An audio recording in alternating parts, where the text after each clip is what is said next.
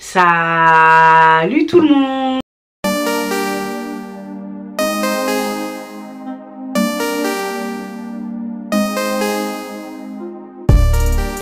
J'espère que vous allez bien, moi ça va, tranquille, pépère, comme d'habitude, vous connaissez déjà. Alors aujourd'hui je reviens pour une nouvelle vidéo, comme tu as pu le voir dans le titre. Je vais vous dire la vérité sur ma grossesse, sur ma fille. Pourquoi je fais cette vidéo? J'ai reçu plein de messages à partir du moment où j'ai annoncé ma grossesse, à partir du moment où j'ai annoncé que j'ai accouché. J'ai reçu plein de messages, mais en fait dans les messages c'était pratiquement toujours la même question, qui est de savoir si entre mes deux filles en fait l'écart il est volontaire. Donc je fais pas cette vidéo pour me justifier ou quoi que ce soit, je fais juste cette vidéo pour partager mon expérience et pour vous dire par où je suis passée, parce que je suis sûre qu'au jour d'aujourd'hui il y a plein de femmes qui passent par là, mais en fait c'est un sujet dont on parle pas. Personnellement quand j'étais dans cette passade, je sais pas si ça se dit, j'aurais bien aimé avoir ce genre de vidéo. Alors la question de est-ce que l'écart entre mes deux filles est volontaire? Donc au début c'était volontaire. Pourquoi? Parce que Rosiana, moi je l'ai eu super jeune, avec mon mari on n'avait pas forcément de situation, c'est même pas on n'avait pas forcément de situation, on n'avait pas de situation, donc on n'avait pas pour projet d'enchaîner les enfants directement, non. Ensuite Rosiana, quand je l'ai eu, j'étais pas mariée.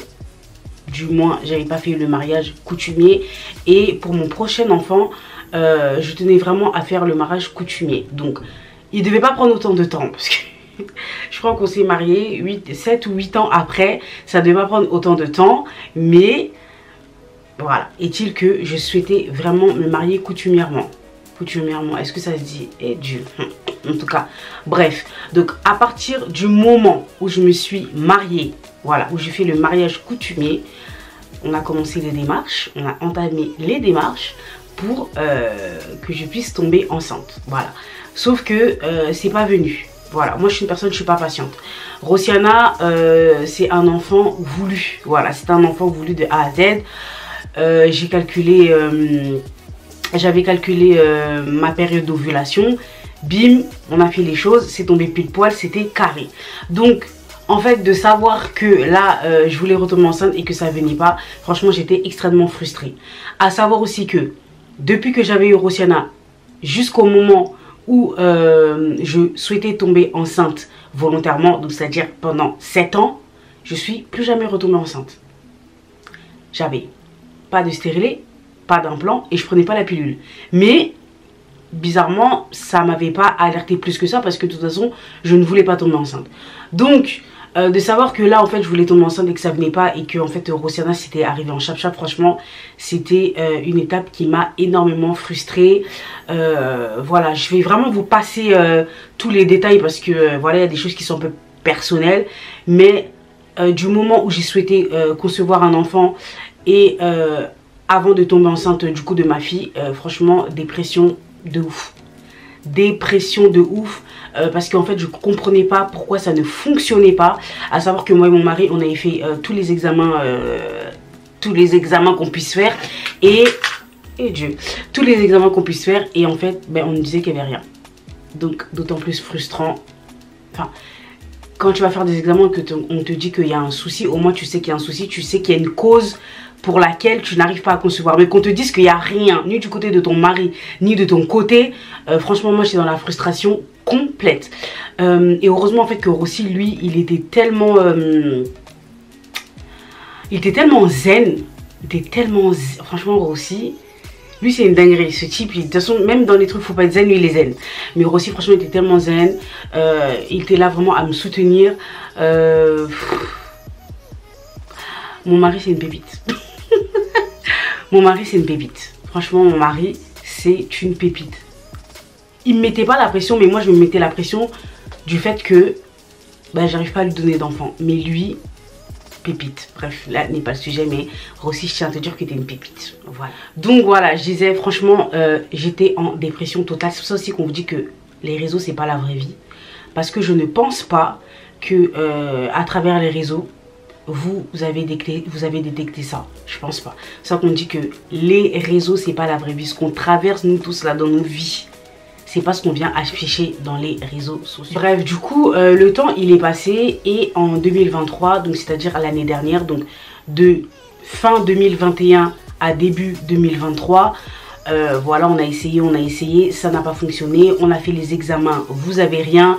Je suis partie voir mon gynécologue, on m'a mis sous chlomide, ça n'a pas fonctionné, alors que je voyais partout sur internet, je regardais sur TikTok et tous les témoignages qui disaient que chlomide ça donnait des jumeaux. Donc moi, quand mon médecin pardon, il m'a prescrit chlomide, je me suis dit c'est bon, maman m'a pas ça et tout. Mais sur moi ça n'a pas fonctionné. Donc du coup début 2023, je m'entretiens avec une personne. Je sais pas si elle passera par cette vidéo, mais si tu passes par cette vidéo, merci d'avoir été ouverte et d'avoir été aussi franche, parce que comme j'ai dit, tout ce qui est enfin le fait de pas arriver ou de pas pouvoir tomber enceinte, je trouve que c'est un sujet très tabou. Donc merci à cette personne de s'être ouverte à moi. Donc j'ai posé des questions à cette personne pour savoir comment est-ce qu'elle avait fait pour tomber enceinte, et cette personne m'a dit que elle a fait une FIV. Donc voilà, moi je savais pas c'était quoi une FIV. Voilà, c'est quelque chose dont je me suis jamais intéressée. Je sais que c'est une fécondation in vitro, mais voilà, je savais pas comment ça se faisait, je savais pas. Enfin, j'y connaissais vraiment rien du tout. Donc début 2023, j'ai commencé du coup à m'intéresser à la FIV. Donc j'ai commencé beaucoup à me renseigner. Ensuite j'en ai parlé à ma mère. Voilà, je lui ai dit, j'en ai parlé à ma mère, j'en ai parlé à mon mari. J'ai dit bon, ça vient pas, moi c'est bon, ma frère, ça fait depuis fin 2021 qu'on essaye. Là on est début 2023, c'est bon, moi je peux plus attendre, mon âge, hein, Agézoleka, Rosiana Zokola, donc en fait il y a à faire un deuxième bébé. Comme je vous ai dit, moi je ne suis pas patiente. Je sais pas si c'est un défaut, mais en tout cas je suis pas patiente. Mon mari de toute façon lui s'est dit bah écoute, si ça peut te permettre de tomber enceinte, ça peut nous permettre de faire des enfants, ok. Tu vois, lui il est en mode de vas-y, moi je te suis.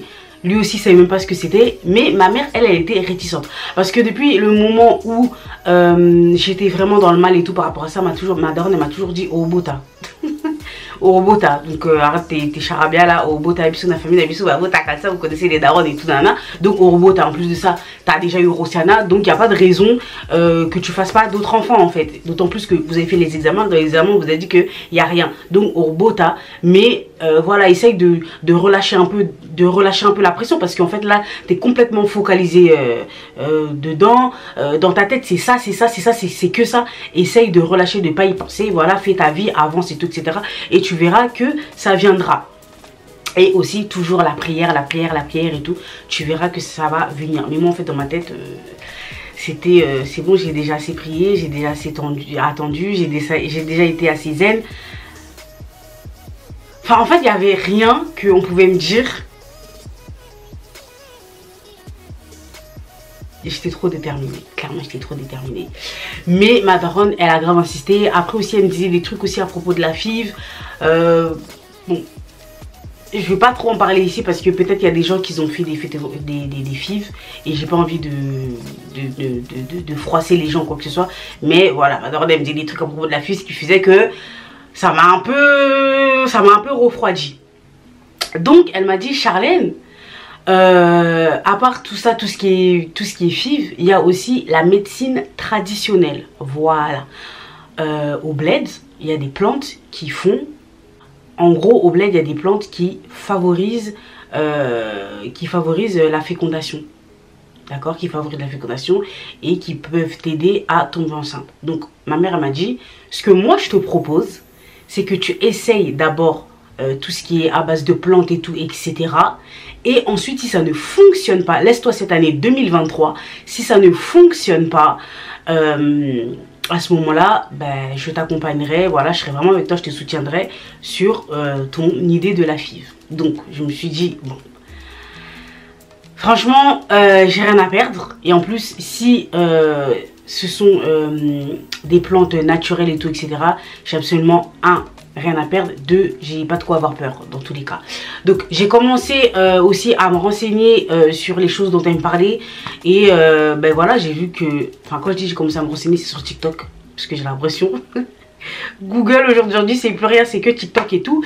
Et j'ai vu que les astuces, ce dont ma mère aime parler, les plantes, ce dont ma mère aime parler, en fait il y a plein de personnes qui utilisaient ça.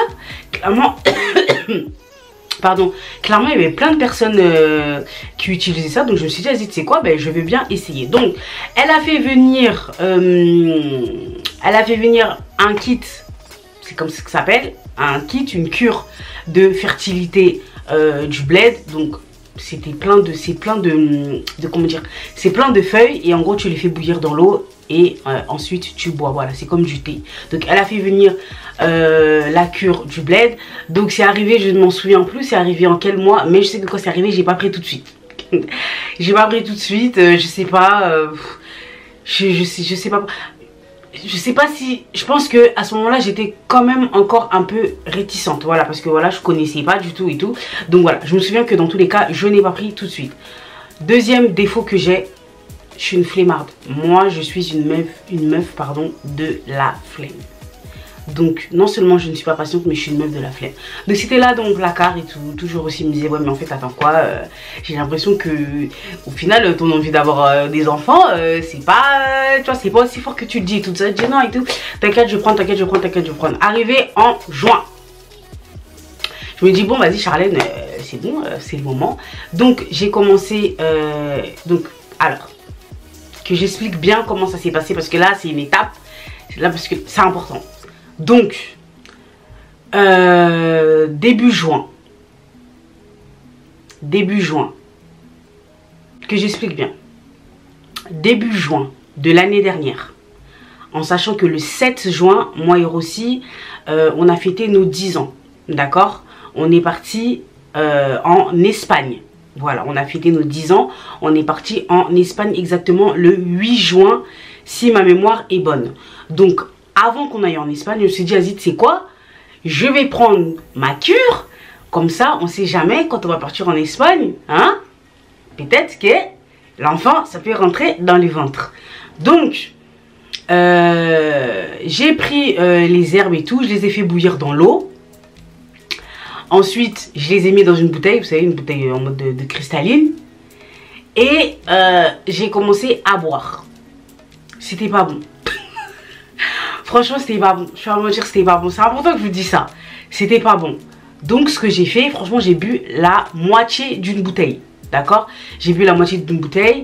En fait, je buvais pas à la fréquence à laquelle il fallait boire.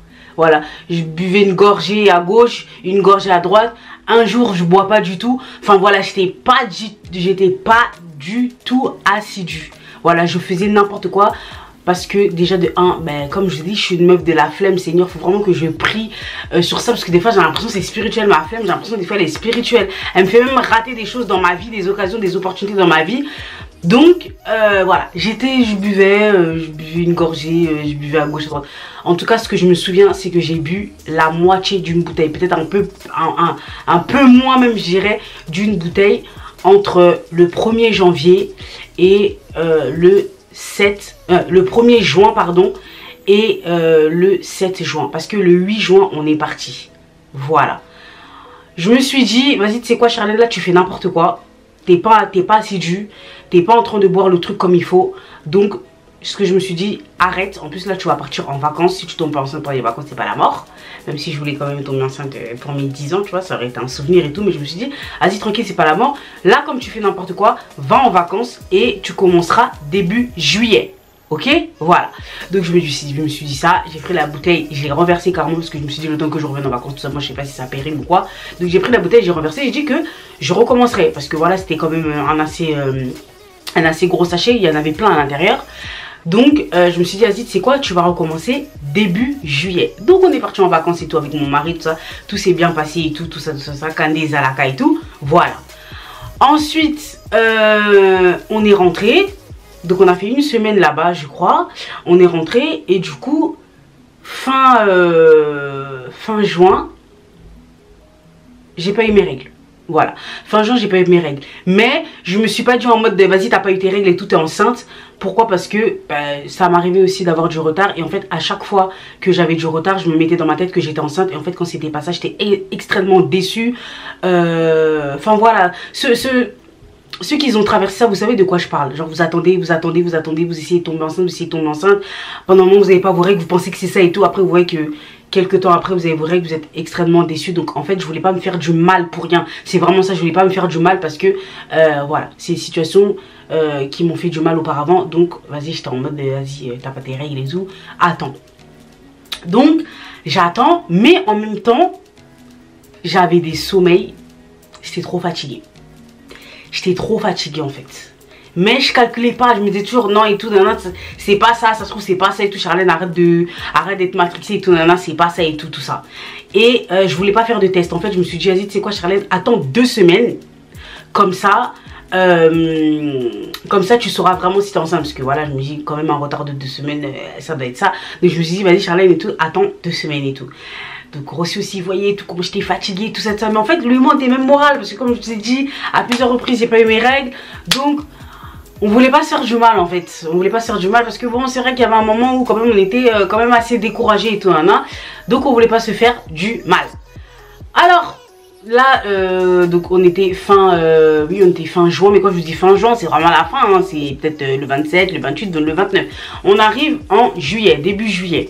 Donc j'ai pas mes règles depuis, ça fait peut-être une dizaine de jours. Donc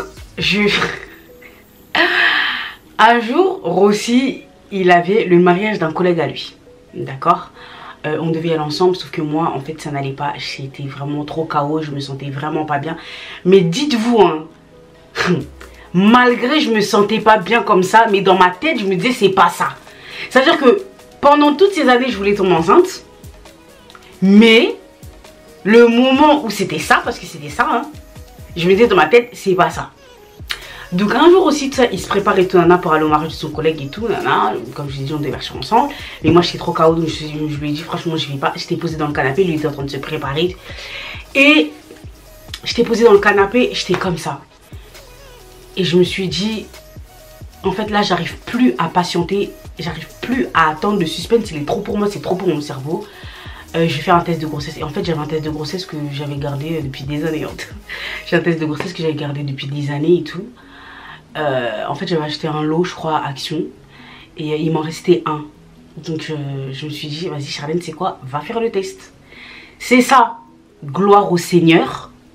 C'est pas ça, t'as l'habitude, meuf. Donc, va faire ce test de grossesse.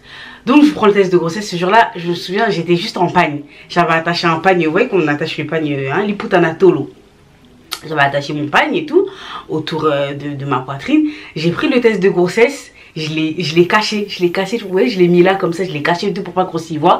Je suis partie aux toilettes, j'ai fait pipi dessus, j'ai attendu et je tremblais dans les toilettes. J'ai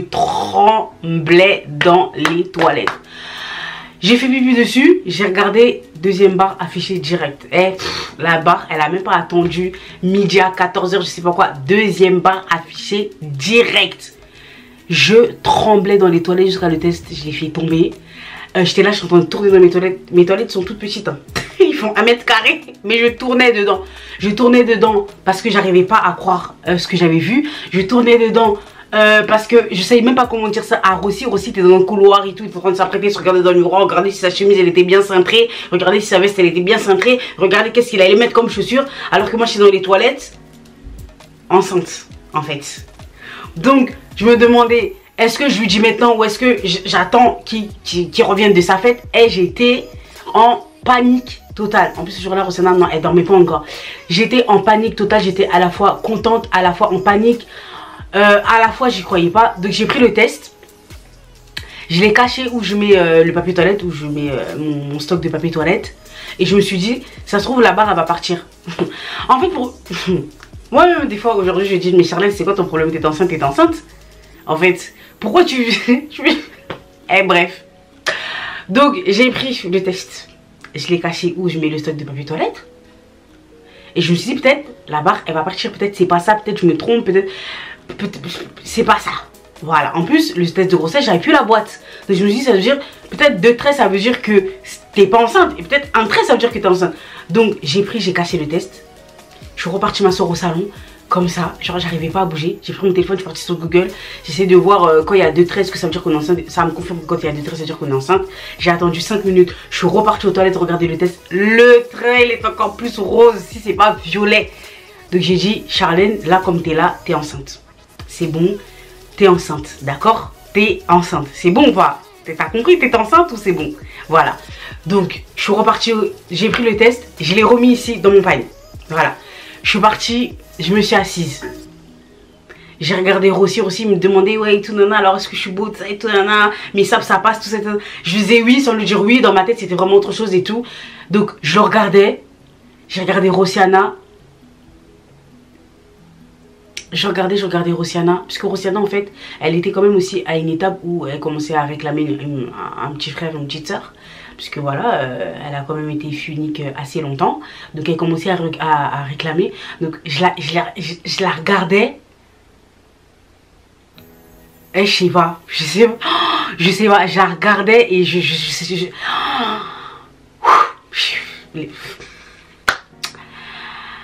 sais même pas comment vous expliquer en fait ce que je me disais à ce moment-là. Je regardais mon mari, je regardais ma fille. Et bref, j'ai pris la main de Rossi, il était au couloir. J'ai pris la main de Rossi, j'ai dit viens, faut que je te dise quelque chose. Et en fait il a commencé à paniquer parce qu'il a vu dans mon regard que j'avais un truc très important à lui dire en fait. Donc il a commencé à paniquer carrément, il m'a lâché la main, il m'a dit ouais et tout, qu'est-ce qu'il y a et tout, nana, tu me fais peur et tout, c'est un truc à me dire, genre dis-moi là tout de suite et tout, parce que là tu me fais vraiment peur. Là je regarde dans ton regard, je sens que vas-y ce que tu as à me dire c'est chaud et tout, nana. J'ai dit non et tout, j'ai repris sa main et j'ai dit et tout dans la chambre et tout, faut vraiment que je dise quelque chose et tout.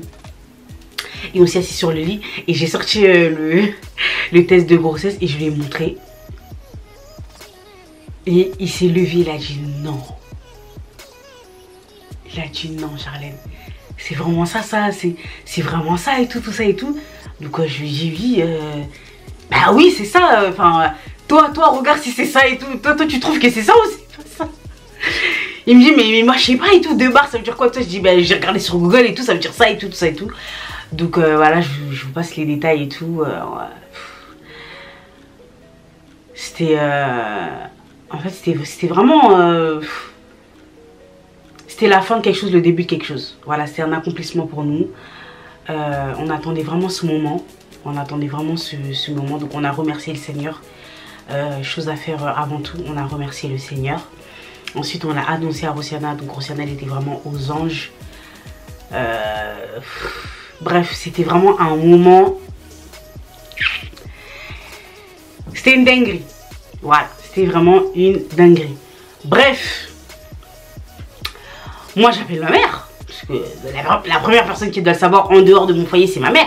Donc j'appelle ma mère, bim, en vidéo bien sûr, je lui montre le test de grossesse et tout. Donc ma daronne est archi contente et tout, elle saute et tout. Et en fait ma daronne elle me dit, tu vois Charlène, qu'est-ce que je t'avais dit? Toi tu voulais aller faire une FIV. Tu voulais aller faire FIV. Tu vois que la médecine traditionnelle au final ça a fonctionné. Et j'ai dit à ma daronne, franchement c'est une dinguerie. Parce qu'en fait, comme je vous ai dit, moi j'ai commencé, enfin j'ai pris le traitement début juin. Voilà, j'ai pris le traitement entre guillemets parce que voilà, comme je l'ai dit, je n'étais pas assidue. J'ai pris le traitement début juin, mais le traitement il est arrivé avant. Il est arrivé peut-être, je sais pas, 2-3 mois avant. Donc pendant les 2-3 mois avant, quand c'est arrivé, dès que ma daronne elle m'a remis le traitement, elle pensait que moi je le prenais. Ma daronne elle m'a dit, oh comment ça et tout. Donc c'est à dire que pendant tout le temps et tout que j'ai donné le traitement, je ne prenais pas. J'ai dit non, moi je ne prenais pas. J'étais pas, enfin la flemme, 2 j'étais un peu réticente et tout. Bref, je sais pas pourquoi j'ai pas pris avant, mais voilà pour te dire que j'ai commencé le 1er juin, je me suis arrêtée le 7 juin et entre le 1er et le 7 juin, j'ai même pas pris tous les jours. Je prenais une gorgée à gauche, une gorgée à droite, bref, je n'étais absolument pas assidue et en fait, je me suis dit que j'allais commencer au mois de juillet, début juillet, sauf que à partir de fin juin, je commençais déjà à me sentir pas bien et tout ça. En gros, la cure là, elle a fonctionné en 3, 4, 5 jours. Alors que je suis pas tombée enceinte pendant 8 ans. Pendant 8 ans, na zoazémité, na mela ni pilule, ni Nacocha implant, ni Cocha stérilé, rien du tout. Donc voilà, en gros, voilà mon expérience. Voilà par où je suis passée. Voilà ce que moi j'ai utilisé pour tomber enceinte. Et ça a été super efficace. En fait, ça a eu même une efficacité pardon, à laquelle je ne m'attendais pas, parce que je n'ai pas pris le traitement sérieusement du tout. Donc voilà. Après avoir pris le traitement et que ça ait marché sur moi, j'ai quand même attendu au moins 3 mois d'être sûre que la grossesse elle était vraiment aussi là, qu'elle allait perdurer. Donc je suis partie aussi faire ma prise de sang qui m'a dit que oui, t'es vraiment enceinte meuf, donc il n'y a pas à douter. Donc j'ai attendu je crois 3-4 mois. Donc là c'était bon, c'était carré, j'étais vraiment enceinte. Et en fait autour de moi j'avais 2 personnes aussi qui étaient dans ce cas. Oui, 2 personnes qui étaient dans ce cas. Donc vu que moi je n'avais pas fini mon traitement, ce que j'ai fait, je leur ai donné. Donc j'ai divisé par 2, je leur ai donné. Bon, normalement sachant que les traitements c'est des traitements de 1 mois, mais voilà, moi j'ai divisé par 2, donc on va dire que ça leur faisait un peu 2 semaines. Et j'ai dit ben si ça fonctionne pas et tout, ben on avisera, je referai venir des cures et voilà. Donc les 2 personnes là, elles ont pris la cure et au jour d'aujourd'hui où je suis en train de vous parler, elles sont enceintes. Voilà. Donc il y a une personne qui n'arrivait pas à tomber enceinte depuis 7 ans. En fait, c'est la tante d'une connaissance qui n'arrivait pas à tomber enceinte depuis 7 ans. Au jour d'aujourd'hui où je suis en train de vous parler, cette personne, elle est enceinte. Et il y a une personne qui n'arrivait pas à tomber enceinte depuis 5 ans. Donc voilà, elle s'est mariée, tout. Et ben, après, elle a voulu tomber enceinte, sauf qu'elle n'arrivait pas. Donc depuis 5 ans. Donc une personne 7 ans, une personne 5 ans. Moi-même, je suis 8 ans. Bon, 8 ans que je ne suis pas tombée enceinte, mais 3 ans que je voulais vraiment tomber enceinte. Mais bref, ça revient au même. Et la personne qui n'arrivait pas à tomber enceinte depuis 5 ans, là, le problème avec elle aussi, c'est qu'elle n'avait plus ses règles. Donc quand elle a commencé à prendre le traitement, ses règles se sont débloquées. Direct. Bon, moi je sais pas c'est dû à quoi quand on n'a pas nos règles ou quoi que ce soit, parce que moi personnellement j'ai jamais eu ce problème. Donc voilà, en gros je suis venue vous parler de mon expérience, de ce qui a fonctionné pour moi. S'il y a des personnes qui sont aussi dans ce cas, je vous invite à me contacter sur WhatsApp. Voilà, la cure est disponible. Voilà, la cure est disponible. Si jamais vous avez ce problème, genre vous n'avez plus vos règles ou vous n'arrivez pas à tomber enceinte, problème d'endométriose, de kyste ovarien et tout, etc. Si vous avez des problèmes comme ça, n'hésitez vraiment pas à me contacter sur WhatsApp. Ce sont des choses qui peuvent être guéries, je dirais, avec la médecine traditionnelle. Franchement, on a plein de trucs en fait en Afrique, on a plein de plantes qui peuvent nous servir, qui peuvent nous guérir, mais en fait, on calcule pas, on n'y fait pas attention. Nous directement, on se tourne vers la médecine moderne, alors qu'il y a la médecine traditionnelle qui est entre guillemets sans danger, qui n'est pas chimique et qui fonctionne tout aussi bien. Donc moi ça a fonctionné pour moi, ça a fonctionné pour 2 autres personnes à côté. Il n'y a pas de raison pour pas que ça fonctionne pour toi. Après ça a fonctionné pour moi, ça a fonctionné pour 2 autres personnes, ça fonctionnera peut-être pour toi, mais ça fonctionnera peut-être pas pour ta soeur ou ta cousine. Voilà, moi je suis pas venue vendre du rêve à qui que ce soit, je suis venue parler de ce qui a fonctionné pour moi après 8 ans sans être tombée enceinte. Voilà ce qui a fonctionné pour moi. Voilà, en tout cas c'est la fin de la vidéo. J'espère que cette vidéo vous a plu. J'espère que, entre guillemets, parce que c'était un peu une story time hein, quand même. Oui, c'est vrai que là je suis venue vous dire mon secret, vous dire la vérité et tout ça, mais c'était aussi un peu une story time sur comment dire j'ai découvert que j'étais enceinte. Donc voilà, j'espère que la vidéo en tout cas elle vous a plu. Moi ça m'a fait vraiment plaisir de la faire. Et voilà, je veux vraiment envoyer de la force à toutes les personnes qui ont des problèmes de fertilité. Parce que voilà, je sais que c'est vraiment pas facile. Donc voilà, je veux vraiment vous envoyer de la force. Et gros bisous à vous et on se dit à la prochaine pour une autre vidéo. Bye bye.